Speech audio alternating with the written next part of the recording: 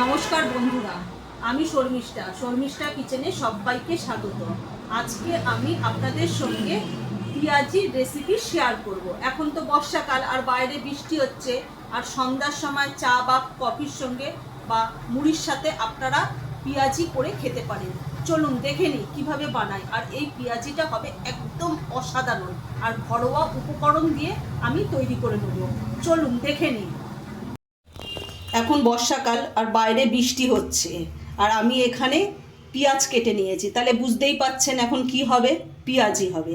এবার চলুন দেখে নিই আমি কিভাবে পেঁয়াজিটা বানিয়ে নিচ্ছি।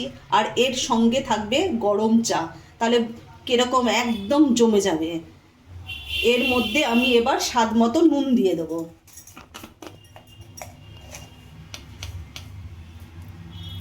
এখানে আমি স্বাদ মতো নুন দিয়ে দিলাম। হাফ চামচ আমি গোলমরিচ গুঁড়ো দিয়ে দিলাম। হাফ চামচ আমি কালো জিরে দিয়ে দিলাম।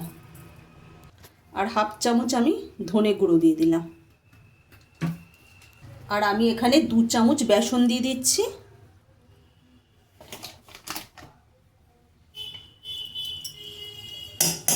আর 2 চামচ ময়দা দিয়ে দেবো।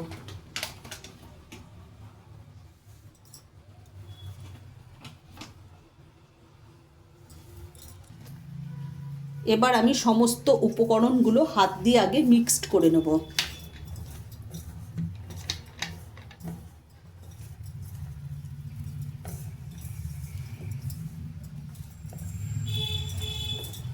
এবার আমি অল্প করে জল দেব এর মধ্যে। আমি খুব বেশি জল দেব না, অল্প আমি জল দিয়ে দিয়েছি। এবার জল দিয়ে ভালো করে আমি মিক্সড করে নেব।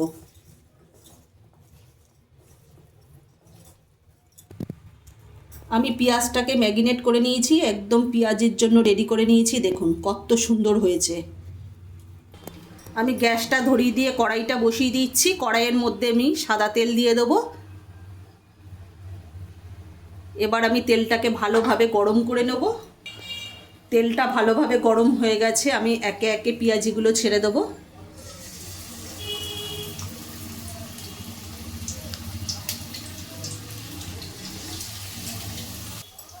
আমি এখানে 6টা পেঁয়াজি দিয়ে দিয়েছি, আমার একদিক হয়েও গেছে। আমি উল্টে দিচ্ছি একটা একটা করে।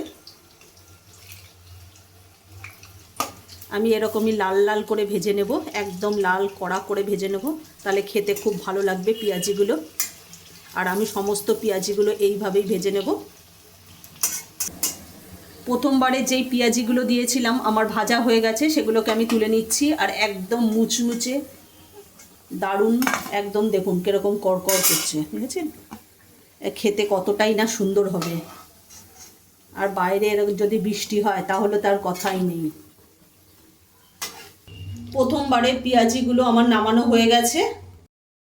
দুর্দান্ত স্বাদের পেঁয়াজি একেবারে রেডি। আর আপনারা এরকম পেঁয়াজি বানিয়ে চা কফি মুড়ি দিয়েও খেতে পারেন।